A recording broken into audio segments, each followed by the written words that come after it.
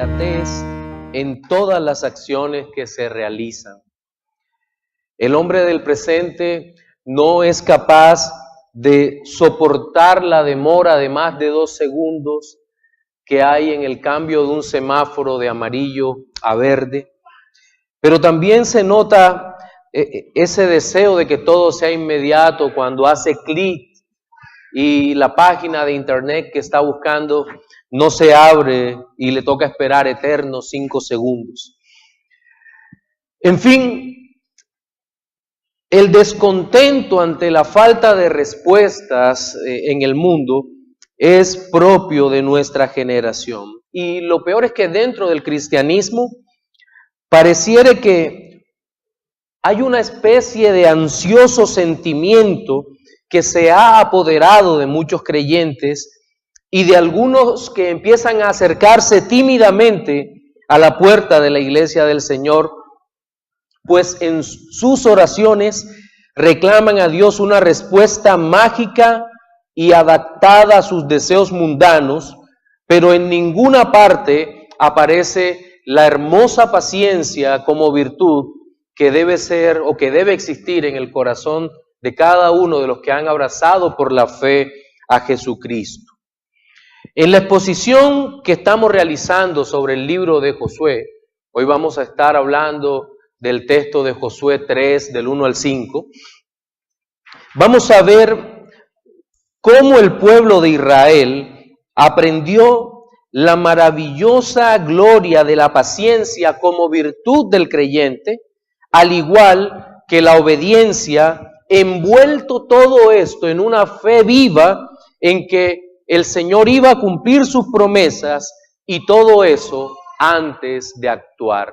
De hecho, ese es el título de nuestro sermón de hoy, antes de actuar. Y quiero pedirle que abra el texto que le acabo de mencionar, Josué capítulo 3, versículos del 1 hasta el 5.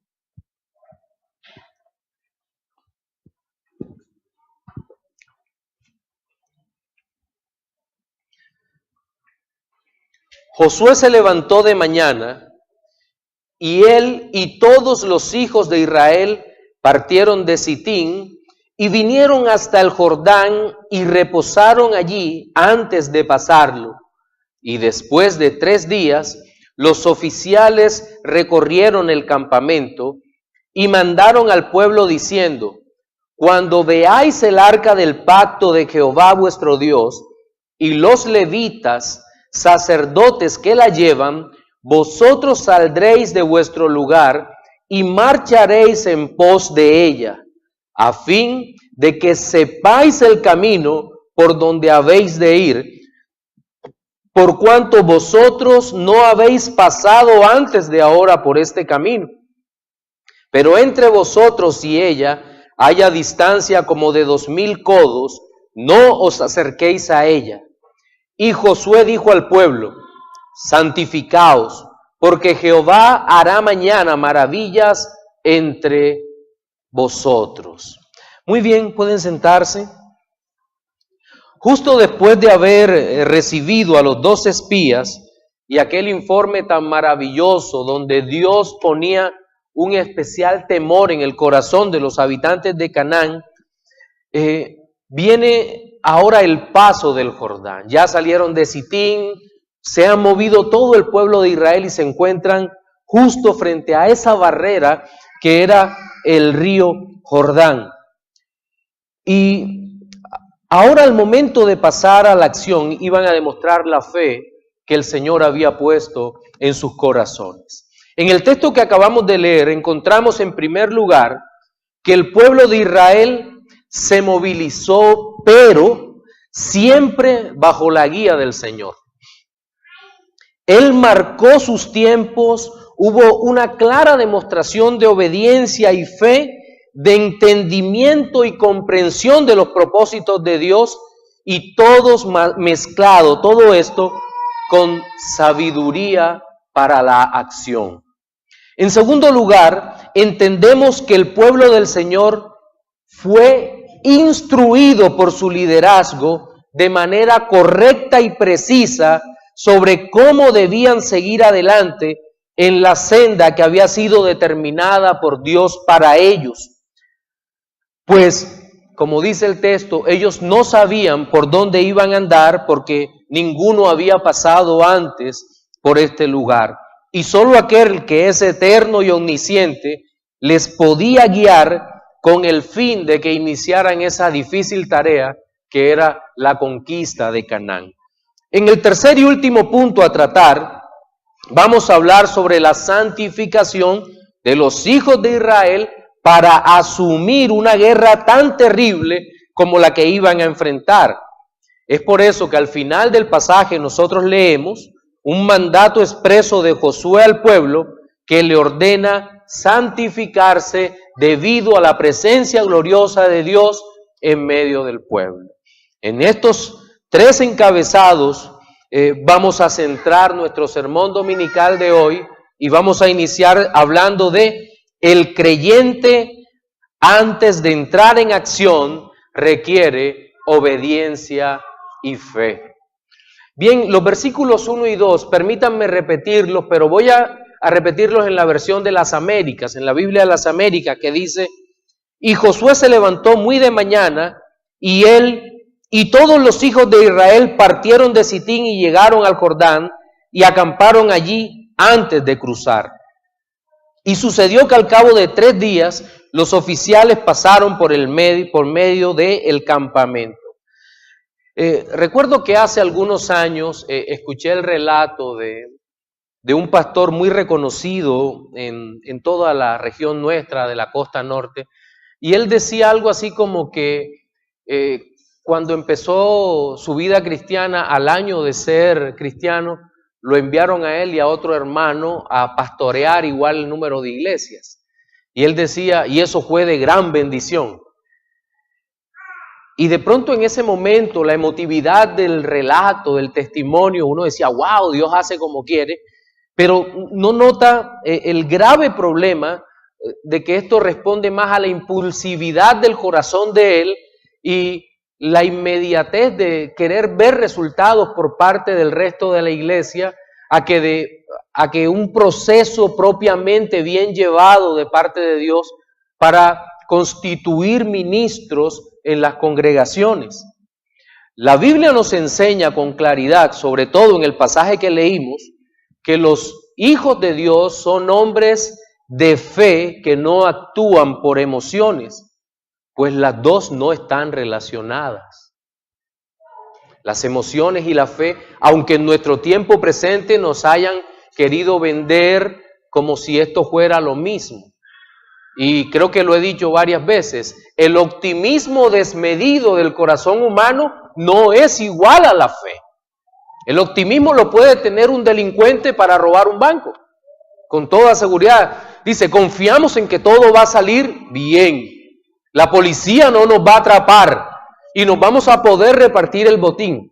Eso es optimismo dentro de un concepto pagano, impío. Pero la fe es otra cosa.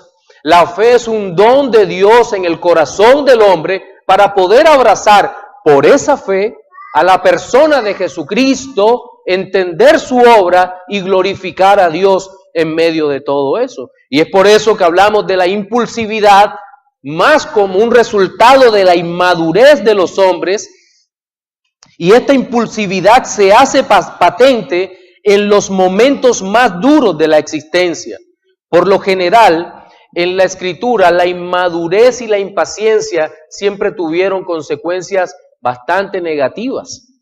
Y les vuelvo y cito el caso que citaba en el capítulo anterior cuando lo exponíamos, el de los 12 espías. ¿Se acuerdan? Ellos dieron su reporte basado todo en su corazón, en su inmadurez, en la inmediatez de lo que estaban viendo, mientras que solo 2 espías, Josué y Caleb, dieron un reporte adecuado. Posteriormente vino la derrota de Horma, donde el pueblo quiso reparar el daño, también con una impulsividad que los movió. Sin lugar a dudas, esto es bastante desafortunado. Pero estos hombres, esta generación que acampaba frente a Sitín, que acampaban frente al Jordán, aunque eran pecadores, no cedieron ante los impulsos de sus propias almas, sino que, como podemos ver, el liderazgo ejercido por Josué los ayudó para mantener la tranquilidad. Ese liderazgo era de tipo castrense, de tipo militar, y estaba escrupulosamente preparando el pueblo para la guerra con un mayor entendimiento de lo que era el conflicto que lo que habían tenido sus antepasados. Ahora, el hecho de que Israel se enfrentara a un evento tan importante como la conquista de la tierra de Canaán, no es simplemente algo temporal para que ellos pudieran vivir allí, sino que recordemos que en esta tierra se desarrollarían todos los eventos de la historia de la redención, 1300 algo años después, con la llegada de nuestro Señor Jesucristo. Pero también uno de los distintivos que diferenciaban a esta generación de la anterior era, sin lugar a dudas, la obediencia. El cuidado de estos hombres por hacer la voluntad de Dios era en realidad destacable. Esto los iba a llevar a mejores gestas y a mejores decisiones en sus propias vidas.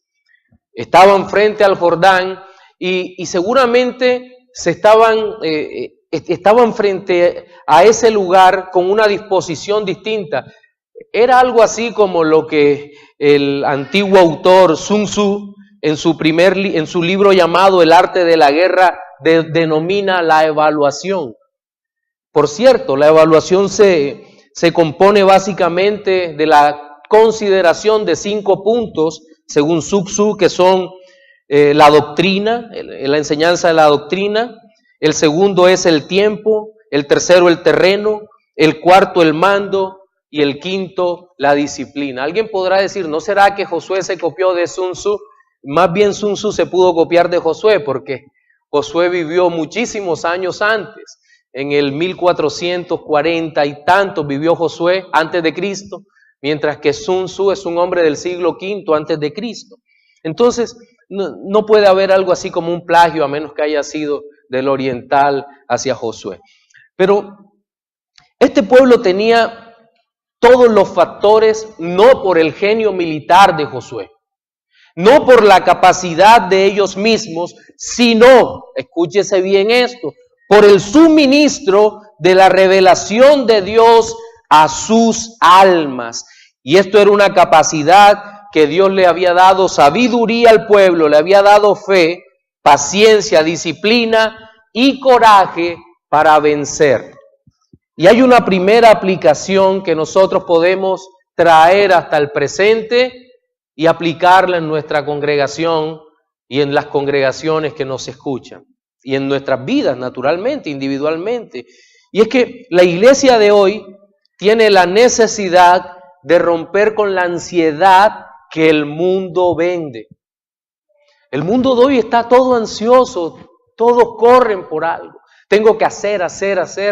Y todo lo que se hace se basa en eso, en tengo que hacerlo ya. Hay una frase que detesto en las oficinas. Cuando alguien pregunta ¿para cuándo es este informe? Dice, para ayer. Sí, creo que a veces nos hemos encontrado con eso, para ayer. Me parece un poco arrogante y despreciativo del trabajo de los demás. No es para ayer. Todo tiene su tiempo y su momento. Y si estamos sobrecargados es porque algo está mal planificado. Eso es lo que nosotros podemos ver, ¿verdad? Que entonces como cristianos, nosotros no estamos llamados a andar en la misma ansiedad del mundo. Por el contrario, estamos llamados a responder de manera sabia a todo, a hacer lo que debemos hacer, y eso aún en nuestro diario vivir. Eso no significa que nos petrifiquemos, que nos congelemos o que caigamos en algo así como un quietismo. No, hay un mandato cultural que Dios nos ha dado y que obviamente hacer la voluntad de Dios exige un trabajo, una dinámica, pero cuidado en caer en el activismo. Ni siquiera como iglesia podemos caer en el activismo. seguramente usted habrá visto alguna vez eso. Iglesias que de domingo a domingo tienen algún tipo de actividad, parece que les diera terror ver al creyente descansando. Dicen, no, y confunden descanso con ocio, no es lo mismo tampoco. El descanso es algo ordenado por Dios. ¿Acaso no estamos en un día de celebración al Señor en donde Dios también nos permite descansar? Claro que estamos en eso. El ocio es otra cosa. El ocio es la falsa idea de que podemos no hacer nada. Eso es otra cosa. Entonces, el activismo es definitivamente un mal del cual hay que apartarnos porque termina trayendo sobre nosotros frustración, decepción después de haber terminado todo lo que hicimos. Bien, ahora vamos a enfocarnos en nuestro siguiente apartado que he denominado el creyente. Antes de entrar en acción, necesita instrucción de los líderes y esperar en Dios. El versículo 3, voy a leerlo en la Nueva Versión Internacional, dice, con la siguiente orden. ¿Cuál orden? Cuando vean el arca del pacto del Señor su Dios y a los sacerdotes, levitas que la llevan, abandonen sus puestos y pónganse en marcha detrás de ella. Miren, el posmodernismo se caracteriza, y me refiero al posmodernismo como la forma de pensamiento imperante en nuestro tiempo, se caracteriza por un fuerte rechazo al intelecto. Ya desde siglo pasado, tal vez, muchos creyentes y tal vez bien intencionados crearon un aparente conflicto entre la mente y el corazón, hasta el punto que llegaron a decir que es una lucha válida y que los que solamente estudian y estudian terminan convirtiéndose en unos intelectuales sin alma. Eso no es del todo cierto. Seguramente alguno se podrá convertir en un intelectual sin alma, pero el hecho es que Dios nos manda a escudriñar su palabra, ¿verdad? En el texto que nosotros hemos leído, incluso desde el capítulo anterior, desde el capítulo 1 del libro de Josué, hemos encontrado que, contrario a esta idea que acabo de expresar del antiintelectualismo, del posmodernismo, el pueblo de Dios desde el Antiguo Testamento se caracterizó por la enseñanza de la verdad revelada. Siempre esta enseñanza estuvo muy presente en la boca de los líderes. Lo vimos en Abraham enseñando a los suyos, lo vimos en Moisés enseñando al pueblo y ahora lo vemos en Josué instruyendo al pueblo, es decir, transmitiendo el mandato divino. Ellos no se lo guardaban, continuamente lo vemos, y es por eso que en el versículo 3 vemos que dice, mandaron al pueblo diciendo que todo lo que Dios le había revelado, se los estaba transmitiendo para que el pueblo fuera consciente de lo que estaba a punto de hacer. Y qué bueno que sea así o que fuera así, porque la necesidad de enseñanza es tan clara en las Escrituras que nosotros vemos en un texto como Hebreos capítulo 1 que dice, Dios habiendo hablado en otros tiempos a los padres por los profetas, en estos postreros tiempos nos ha hablado por el Hijo a quien constituyó heredero de todo. Es decir, siempre ha habido instrucción. Los profetas, para que alguno que de pronto no sepa de lo que estoy hablando y saque esa idea de su mente, los profetas básicamente eran hombres que exhortaban al pueblo a través de ¿qué? De una poderosa enseñanza, de una fuerte enseñanza de la palabra de Dios. Siempre había una sentencia máxima en la voz de los profetas, que era ¿cuál? Así dice el Señor, así dice Jehová. ¿Qué dice? La palabra del Señor. No era algo loco, no era algo que sacaba a la mente de la realidad, al contrario, era algo que metía a las personas, conectaba a las personas con la realidad del Señor. Y este pueblo, más que en ningún otro tiempo, necesitaba instrucción porque la guerra que venía Era una guerra tan sangrienta que aquí no cabía ni la iniciativa ni la inventiva de los corazones pecadores. Aquí ninguno se podía sentar a darle sugerencias a Dios. Señor, ¿no te parece mejor si en vez de cruzar el Jordán nosotros nos inventamos una máquina que acabe a todos los cananitas? No cabía algo como eso. Dios había tomado eternamente las decisiones y dado el plan para que su pueblo entrara en la tierra de la promesa. Por lo tanto, de no seguir a Dios, lo único seguro era el fracaso. Ahora bien, es muy frecuente que en nuestro tiempo se ignore la palabra de Dios.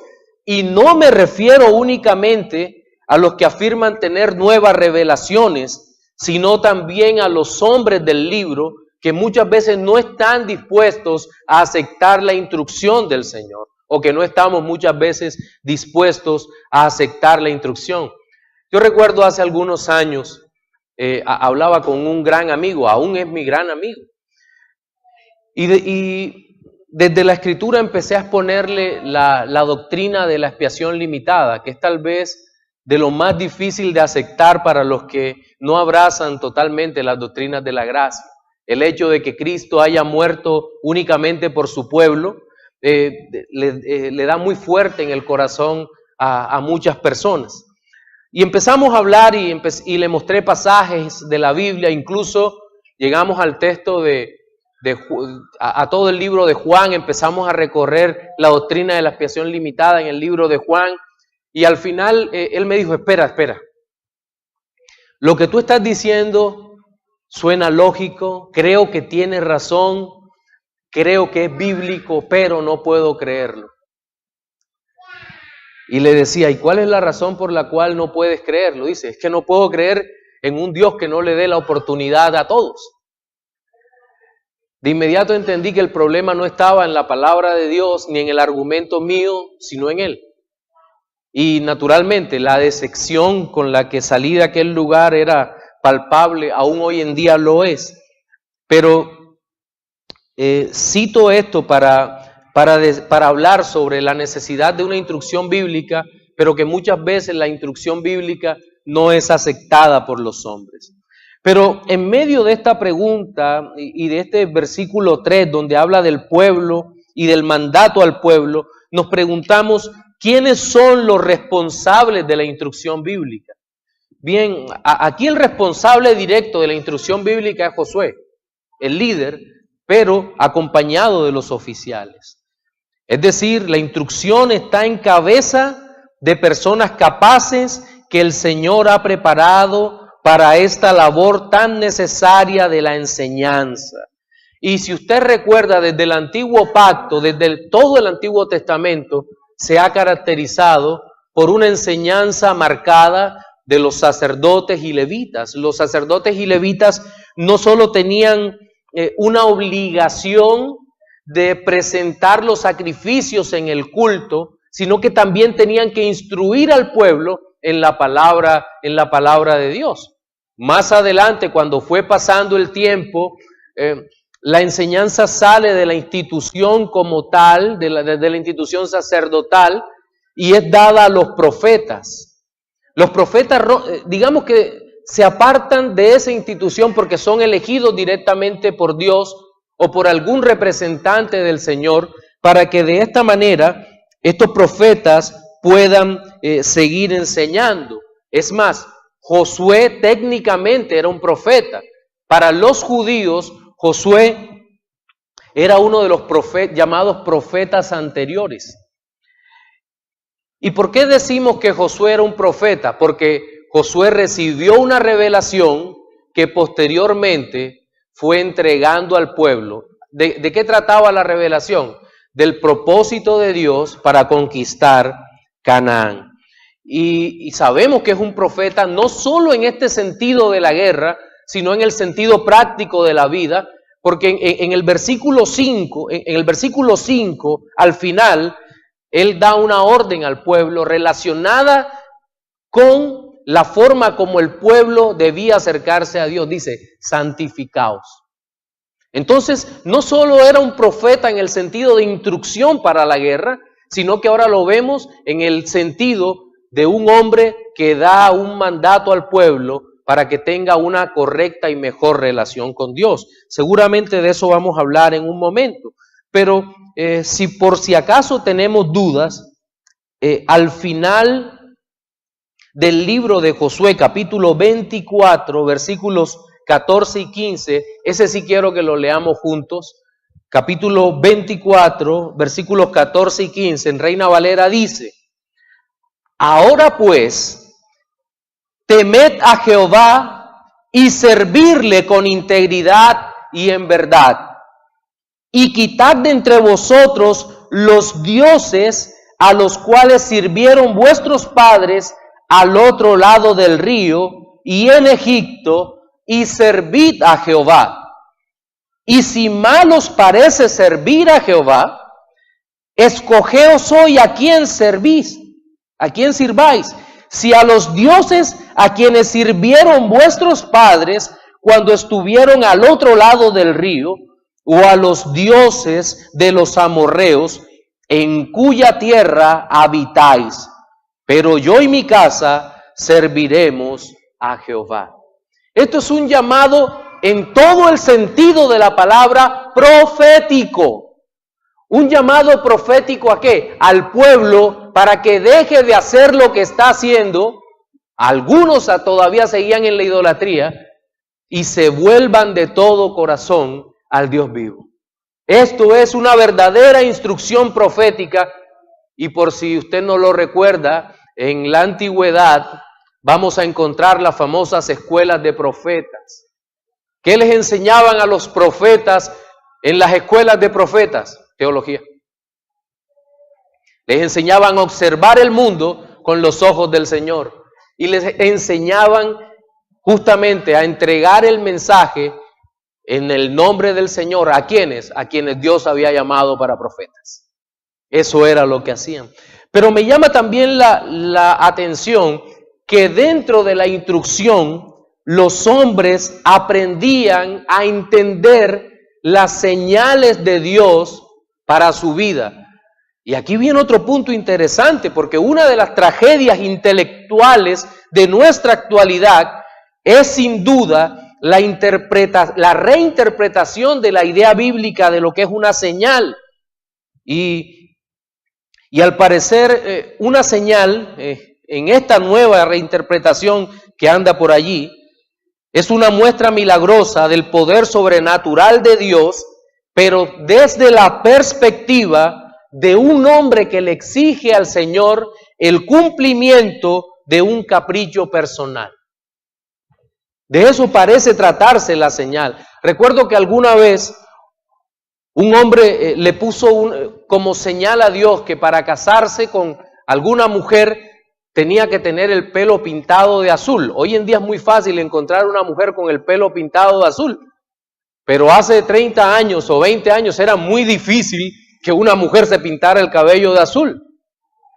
Y entonces, ¿qué hizo aquel hombre? Reinterpretó la señal. Apenas vio una hermanita que le gustaba con una gorra azul, dijo: esta es la señal que yo estaba buscando. Reinterpretó de inmediato aquella señal. Y parece broma, pero son realidades a las que nos exponemos y son peticiones muy parecidas a lo que hacía el pueblo, los fariseos y el pueblo incrédulo cuando le pedían a Cristo señales para poder creer en Él. A lo que el Señor le responde a alguno de los escribas y fariseos. Les dice: la generación mala y adúltera demanda señal, pero señal no les será dada, sino la señal del profeta Jonás. Porque como estuvo Jonás en el vientre del gran pez 3 días y 3 noches, así estará el Hijo del Hombre en el corazón de la tierra 3 días y 3 noches. Mateo 12, 38 al 40. Lo que pedían estos hombres para Dios era algo demasiado fácil. ¿Qué quieres? ¿Qué quieren? ¿Una señal del cielo? ¿Acaso Dios no podía hacer caer fuego del cielo, mover una estrella? Ya lo había hecho. Era demasiado fácil. Pero el Señor les dice: no, Ustedes no van a recibir una señal que responde al deseo inmediato de sus corazones. No, la señal que propone el Señor es una señal imposible para el hombre. ¿Cuál era? Morir, permanecer 3 días en el corazón de la tierra y resucitar de entre los muertos. Esa era la verdadera señal para todo aquel que quería creer. Y considero, atendiendo los textos bíblicos citados y el que acabo de hablar, que las señales han sido dadas a los hombres a través de las escrituras dentro del marco de revelación de manera sencilla para que entendamos lo que Dios quiere hablar a nuestros corazones de manera sencilla. Y aquí había una señal muy sencilla. ¿Cuál era? Miren, cuando vean el arca del pacto, esto era una señal para el pueblo. Cuando vean el arca del pacto, están todos reunidos, han pasado días, y vean que los sacerdotes y levitas llevan el arca del pacto, ¿qué van a hacer? Respondan a la señal, levántense y marchen tras el arca. Eso sí, a 2,000 codos, 914 metros más o menos. No es que van a estar contando los metros, no. Más o menos era la distancia a la cual se iban a manejar para evitar morir, porque iban a estar expuestos continuamente a la presencia de Dios. Y por esa razón más adelante le dirían que se santificaran, ¿verdad? Ahora, quiero hacer una segunda aplicación en este segundo punto, y es que el Señor Jesucristo es el Maestro por excelencia, y como Dios encarnado, Él no vino a traernos a los hombres algo así como las dulces sugerencias para tener una vida más feliz. No, seguramente habrá muchos libros así. Por el contrario, cuando el Señor Jesucristo llega a nuestras vidas y nos habla de Él, de su palabra, Él no viene a añadirnos algo, entiéndase bien. Él no viene a añadirnos algo a nuestra deteriorada naturaleza. Él viene a matarnos. ¿Cómo así? Sí, a matar al viejo hombre que necesita ser crucificado con todas sus pasiones y maldades. A través de su palabra es lo que el Señor nos dice. Crucificaos, crucifiquen al viejo hombre porque está viciado conforme a los deseos engañosos y vestidos del nuevo hombre creado según la justicia y santidad de Dios.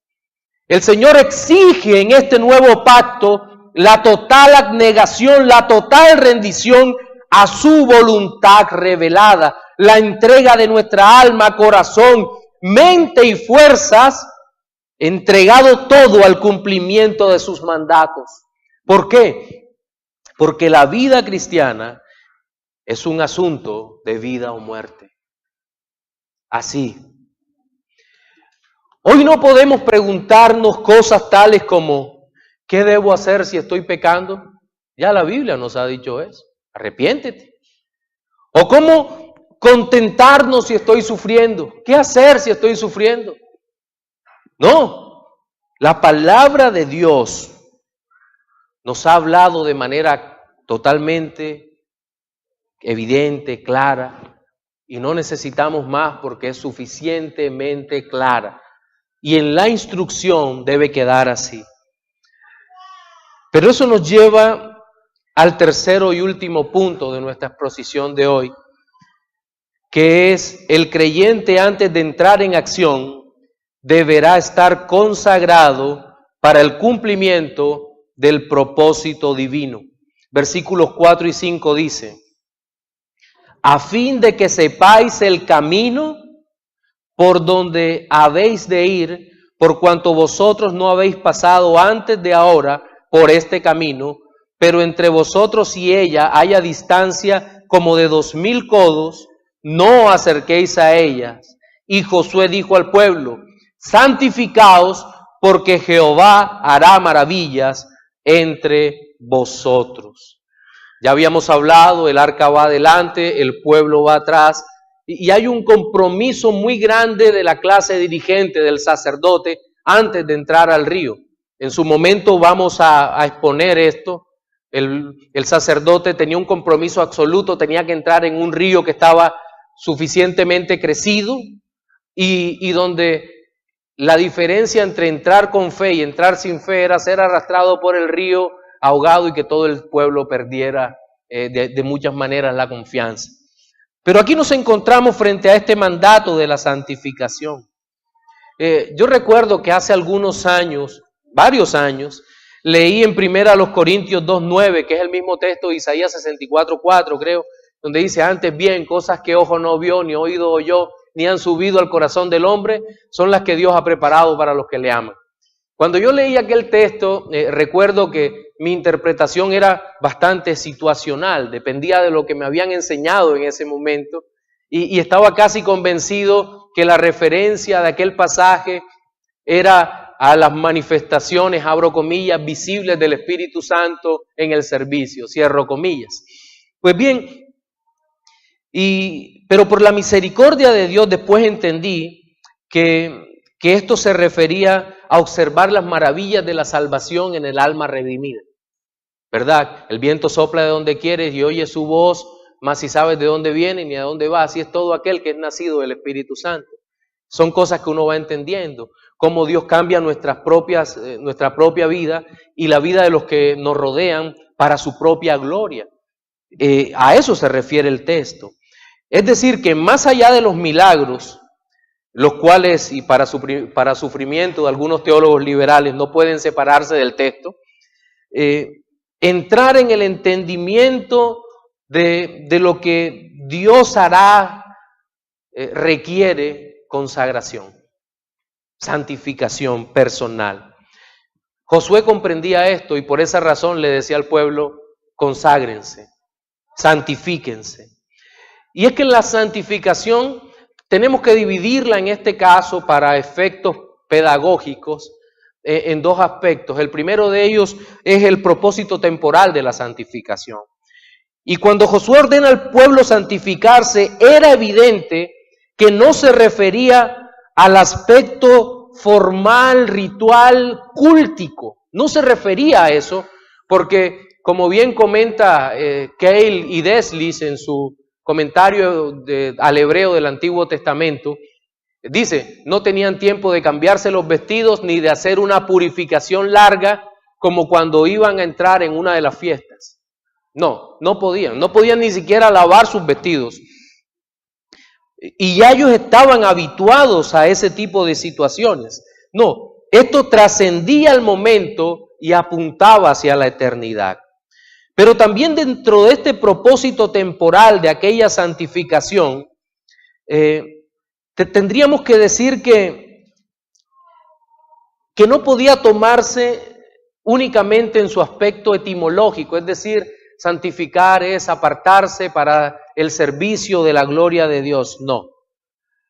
Creo que el propósito temporal lo explica el mismo texto cuando dice: santificaos porque mañana Jehová hará maravillas ante vosotros. Se corría el peligro de que cuando el Señor detuviese el Jordán y estos hombres pasaran en seco, aquella vivencia no pasara de ser simplemente un evento del aquí y ahora, y en los corazones de aquellos hombres se quedara simplemente el milagro como algo que ocurrió para que nosotros pasáramos. Y eso sería muy triste y desafortunado para el pueblo de Israel. No. A través de este milagro, Dios estaba mostrando o iba a mostrar el beneplácito del Señor para con los suyos, el desagrado de Dios para con los de Canaán y el juzgamiento a los dioses de las naciones paganas. Estos tres elementos se conjugaban allí, pero no podían verlos a menos que estuvieran consagrados. Porque para poder ver las maravillas hay que ver más allá de la maravilla. ¿Y cómo podemos ver más allá de la maravilla? Consagrándose. No es lo mismo el hombre que, y permítanme tomar un ejemplo de lo cotidiano, El hombre que hoy sale y dice, qué tarde tan hermosa, porque el sol alumbra y los colores son maravillosos, al creyente que al enfrentarse a la tarde dice, wow, cuán hermosa es la creación del Señor. Hecha toda para su gloria, no para mí, para su gloria, pero cuánto me deleito en lo que Dios ha hecho. Solamente un alma que se consagra a Dios es consciente de estas realidades. Y estos hombres allí frente a Canaán tenían que, su pensamiento tendría que ir más allá de lo milagroso y disfrutar y entender lo que Dios estaba haciendo para su gloria, pues como dijo alguien, solo en su gloria encuentra reposo, exaltación y alabanza nuestra alma para Dios. Pero hay un propósito eterno en la santificación. Y creo que al momento de cruzar el Jordán, el pueblo también vería cómo terminaba de hundirse la esperanza del corazón de los cananitas. Como bien lo cita Ray Vanderland en su trabajo doctoral, que es expresado en varios videos denominados Para que el mundo sepa, Ray Vanderland decía que todos los pueblos tenían al río como un dios, pero en Canaán no se notaba eso. Sin embargo, sí se notaba que la creencia en los Baales de Canaán les hacía pensar a los cananitas que Baal tenía control sobre el Jordán. Y en ese momento específico de la historia, dice la Escritura que el Jordán desbordaba, estaba crecido. Tal vez la última esperanza de los impíos en ese momento era, el río está crecido, Baal nos defiende, pero Dios iba a vencer a Baal en esa disputa cósmica, en esa guerra espiritual, deteniendo el Jordán y haciendo que su pueblo pasara en seco. Los hijos de Israel verían no solo el milagro, sino el propósito revelado, y esto tendría una relación en sus almas con la vida eterna, con una esperanza más allá de lo escatológico, más allá de lo temporal, sino en lo escatológico, donde podían decir, viva o muera, estaré con mi Señor para siempre. Pero la necesidad de consagrarse también nos ayuda a tener una mejor comprensión de la fe, mis queridos hermanos.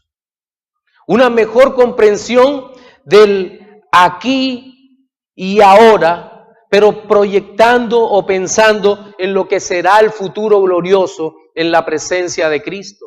El apóstol Pablo le decía a Timoteo, a quien él amorosamente llamaba mi hijo, le decía, echa mano de la vida eterna. Y muchas veces nos preguntamos qué es echar mano de la vida eterna. Y sin duda alguna echar mano de la vida eterna es mirar por encima de lo que estamos viendo para pensar un poco en lo que Dios ha reservado para nosotros. Y no me refiero solo a las inimaginables riquezas que habrá en los cielos o en lo hermoso del lugar. No, me refiero a la presencia misma de Cristo morando de una manera clara con el hombre redimido, pudiendo compartir con Él allí, sabiendo que nuestro Señor, que dio su vida por nosotros, manifestará sin reserva su amor para con nosotros en ese lugar maravilloso que Él ha preparado para nosotros. Creo que no hay nada más glorioso que nosotros podamos pensar o podamos imaginar hoy en día, pero requerimos consagrarnos al Señor. Y es un ejercicio del diario. Sí, somos santificados, pero el Señor curiosamente, como lo hizo a través de Josué, nos llama a la consagración diaria. Sí, nos llama. Es un ejercicio espiritual que los hombres, los redimidos, debemos hacer para apreciar mejor la belleza de su palabra, la oportunidad de su providencia, la grandeza de su poder para salvar, la hermosura de su completa obra en la cruz del Calvario y la realidad de su resurrección. Pero ¿cómo lo vemos? Consagrándonos al Señor. Una tercera aplicación. Para el que espera la segunda venida de Cristo a la tierra, para que sea verdadero gozo y esperanza ese regreso de Cristo, tiene que estar consagrado. De lo contrario, la inminencia de la segunda venida será una tortura. Y más bien deseará que el Señor se demore un poquito. Pero el hombre de Dios, continuamente preparado para toda buena obra, sí podrá decir: Señor, ven pronto, anhelamos tu regreso, por favor, no te demores, no te tardes. Aunque sabemos que el Señor siempre es oportuno, pero esa será la oración Juan profeta Habacuc: Señor, ¿por qué? Date prisa, te esperamos.